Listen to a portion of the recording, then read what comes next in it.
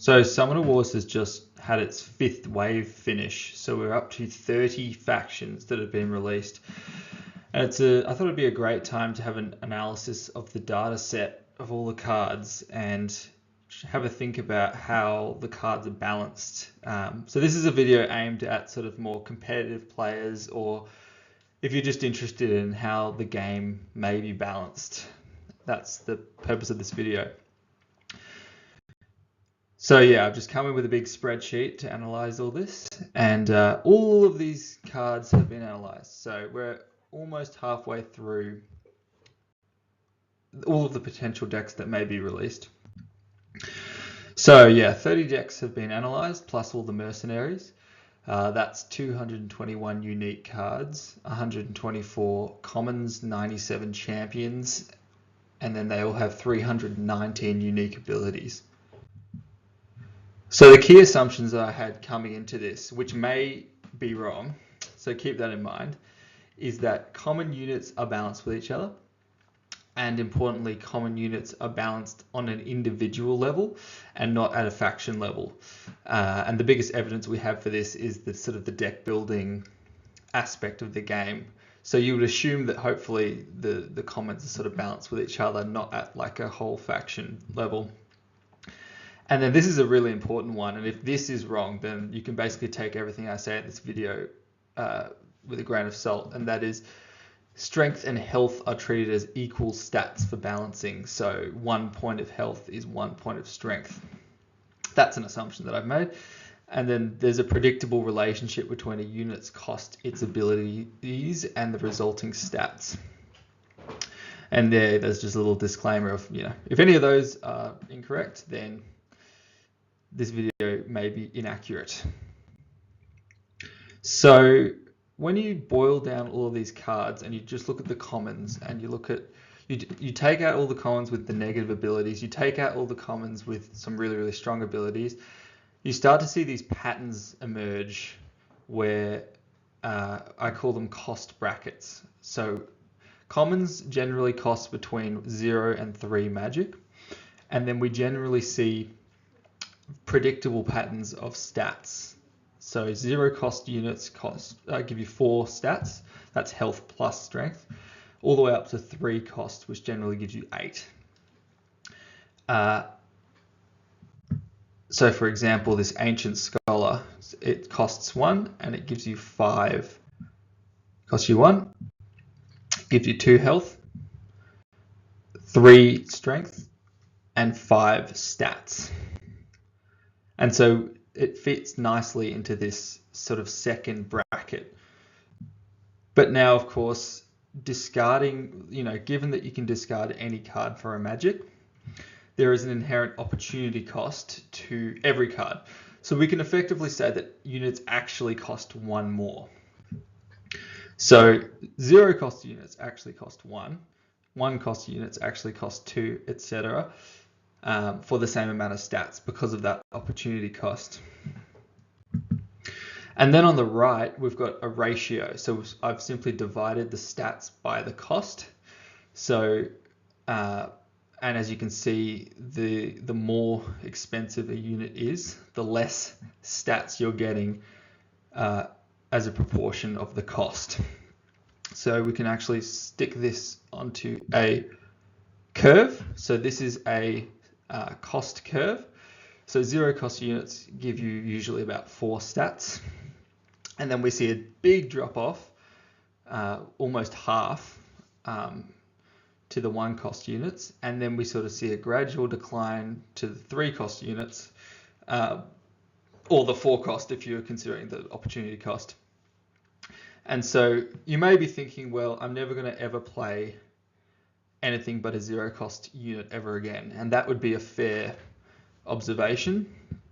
And I thought about this, and I think there is a certain, at a face value, that makes sense, but the way that the game is balanced is that the more health a unit has, that gives you an inherent advantage due to requiring your opponent to commit more resources to killing it, and they still only get 1 magic for killing it. So for example, if you had a 8 health guy and you had a 2 health guy, well, it's much easier for your opponent to kill the 2 health guy and get that magic.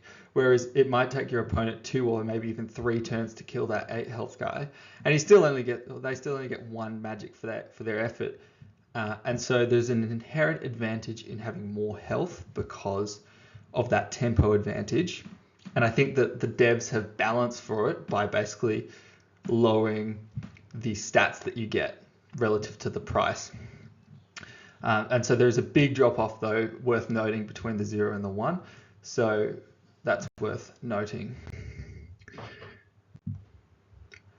And so that was previously we just talked about the common stats. When you start to look at the champion data, we can sort of expand the size of this cost bracket table. Now, noting the higher cost that units get, the more unpredictable the data is and the less balanced it seems to be honest. The champions seem a lot less balanced than the commons, which seem much tighter. And so just take the further up the cost you get, the less predictable the patterns become. And so as you can see, we go from 0 to 8. So the most expensive unit in the game so far is 8 magic. And that gives you a whopping 16 strength. And so, we can add the champion data to the common data, and we see this cost curve, and it sort of continues to decline until we get to 8 cost, where we get this big boy. He gives you 16 stats, so it sort of has a bit of an uptick, which is driven by this Wei-Tui guy.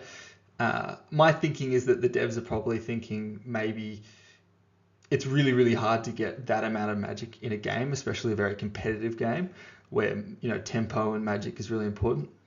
We usually have a lot lower numbers. And so maybe they wanted to give you a payoff for these, for having effectively 9 magic, which is a lot. So you may be thinking, it's all well and good. We've got these cost brackets, but many units are outside of these brackets. They don't match the brackets. And yes, I would agree. So we've got this Ember Mage, and she costs 1. And if we look at our table, we'd expect her to have 5 stats. But in reality, she's only got 4. And so the inference with this data, assuming that our table is accurate, is that guarded is basically, because the guarded ability is very good, it reduces the end stats of the unit by 1 is the inference. And that's the sort of logic I've taken to this. And so the key takeaway here, and for any unit that is above or below the cost curve, or in this case below, is that the Ember Mage's stats are below the curve. We'd expect it to have 5, but she's only got 4. And so if you're going to summon her, make sure you're getting the value out of the guarded ability. Otherwise, don't even bother. And so we can sort of categorize unit abilities into sort of 3 categories now. So we can say that a unit's final stats, as it were, are modified by their abilities. Really good abilities will reduce a unit stat. Makes sense. If the game's balanced, you kind of want to do that. And they generally don't have conditions, and they provide powerful effects. Good abilities do not modify the stat, so it's like a +0, but their ability is generally very conditional. So for example, it requires a very specific board positioning, maybe it costs a boost, or maybe it's like a once-off enters the battlefield effect. And then bad abilities will increase a unit's stats. So compensating for the bad ability, we're going to give it more strength or more health. And so that begs the natural question, like what abilities are really good or bad, or as I've defined them, and how are they priced?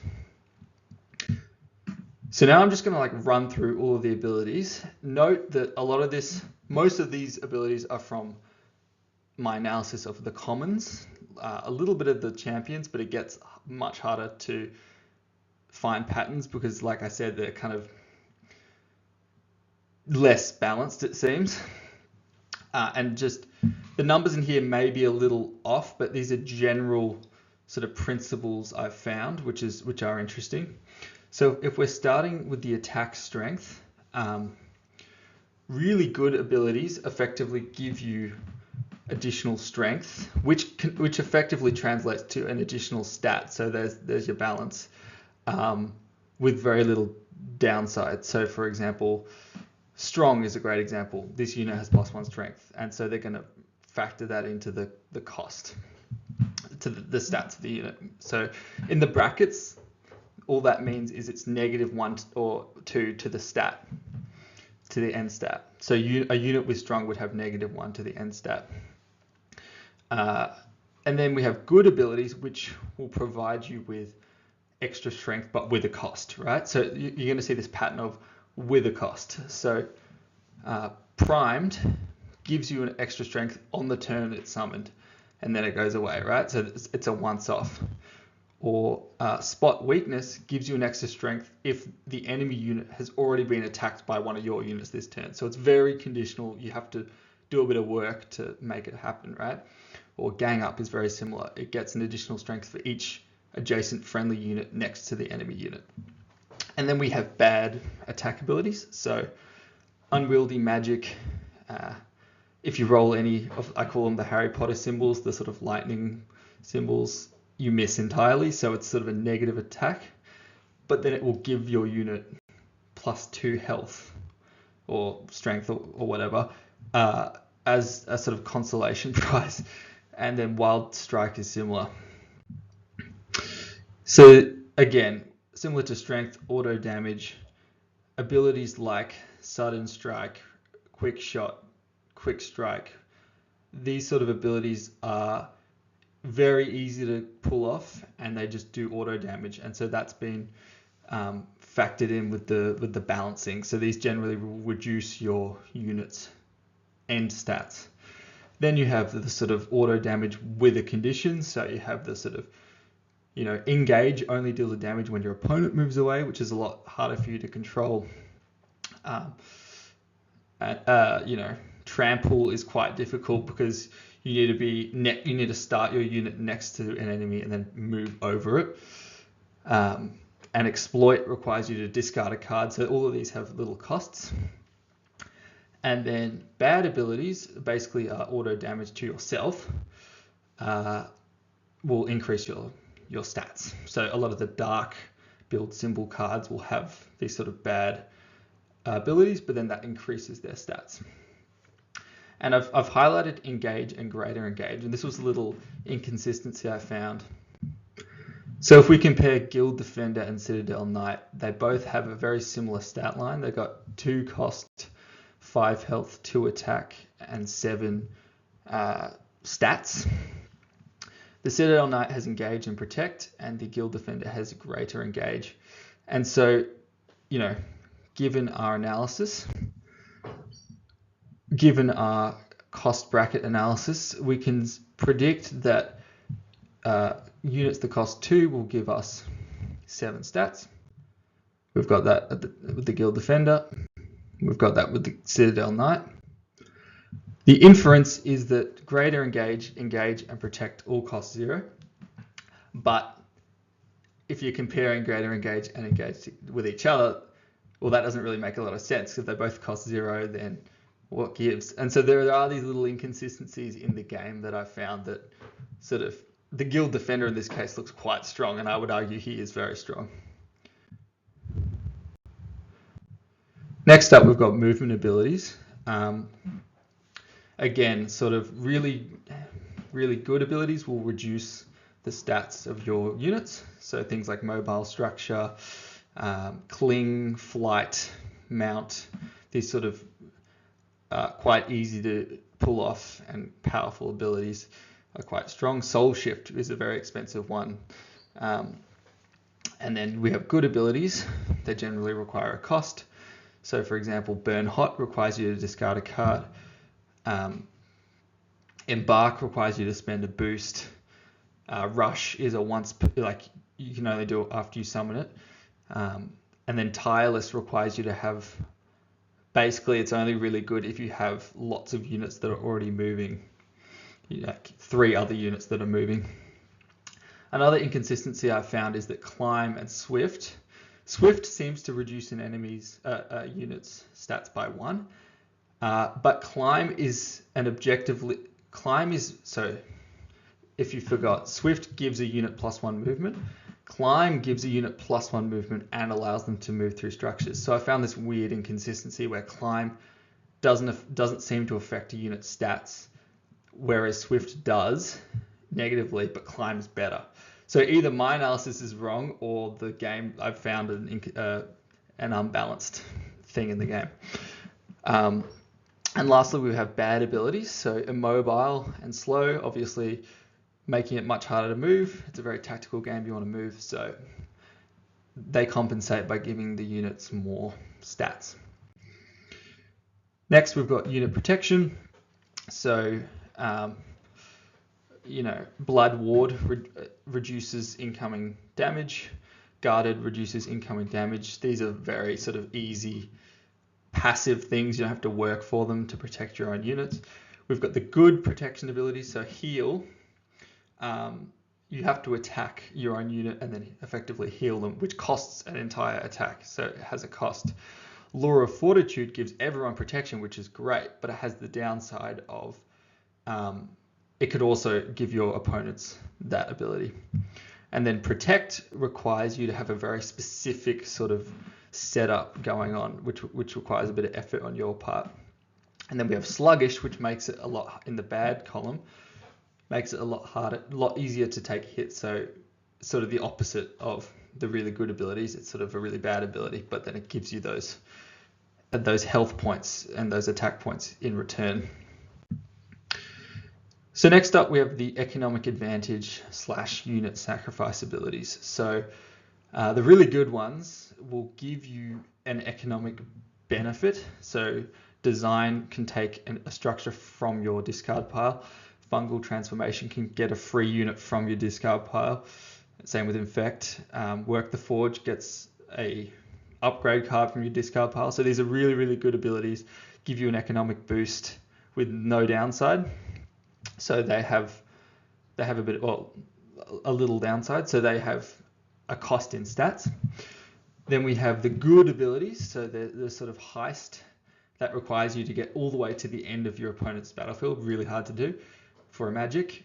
Salvage requires you to kill something for a magic, etc. And then we have the bad abilities, which is the opposite of the really good abilities. So Bounty gives your opponent a ton of magic if that unit dies. Feed the Eater needs to discard your own basically board material to stay alive. And so we've got these sort of negative abilities that give your opponent economic advantage, but then you get stats in return. And then we have the gaining boost ability. So we've got the really easy boost ones like Fetch, Momentum, and Well Prepared. They will cost you a stat, according to my analysis, because they are very easy boost. Then we have the sort of the boost with a cost. So all of these boosts with a cost in the middle row, they all kind of require something from you. So the Grow, I think Grow requires you to move. Prepare requires you to forego an attack. Entwine requires you to move. Those sorts of things. And then we've got the bad one. So the Final Form in the right column. This is from the Monstrosity card. He needs to come out and kill a unit that has 5 boosts, which is really, really hard to do. But he has 10 extra stats for that payoff. So that's really fun. Sort of bad ability that the upside is you get a crap load of stats for free. Next up, we've got the extra attacks, and something that's really powerful in this game is if you can attack down one lane multiple times in a single turn. And so any sort of abilities that let you do that generally will cost you in stats. So Ambush, Augment, Chain Shot, Morph, Versatile. Reach kind of effectively lets you attack down one lane because you can attack diagonally. all of these abilities are accounted for by the dev team by reducing the stats. The good abilities, sort of the fluid, the frenzy, the piercing light, you know, you can attack through units, but only when it's summoned. Steady shot requires you not to move. Fluid requires you to have like another unit to combo off the unit with fluid. So they all have kind of a cost to them. So that's why they don't cost you any stats. Next up, we've got so here's just the laundry list of other good abilities. None of these, apart from Living Gate, cost you any stats. So worth having a look at and pausing the video if you want to understand these abilities.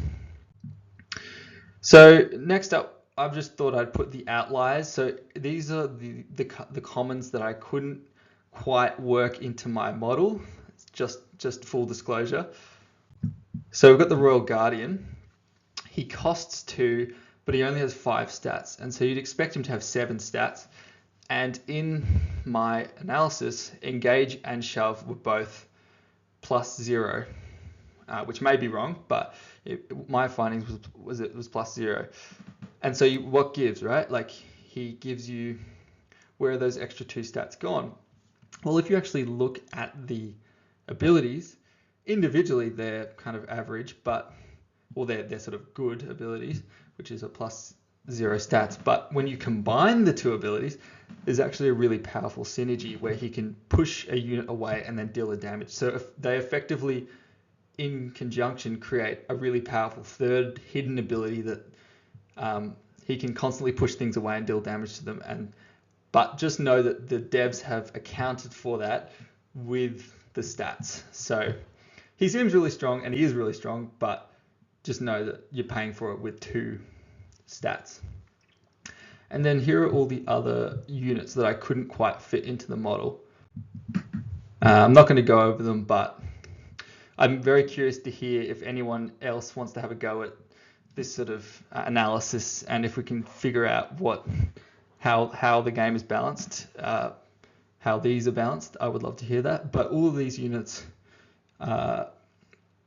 they have 1 more stat than I would expect, because they've got very good abilities. So all these abilities seem quite good. And there you go. So thanks for watching. Hopefully that helps you think about the game in a more competitive way. And I've also released a Build Symbols Explained video if you want to check that out.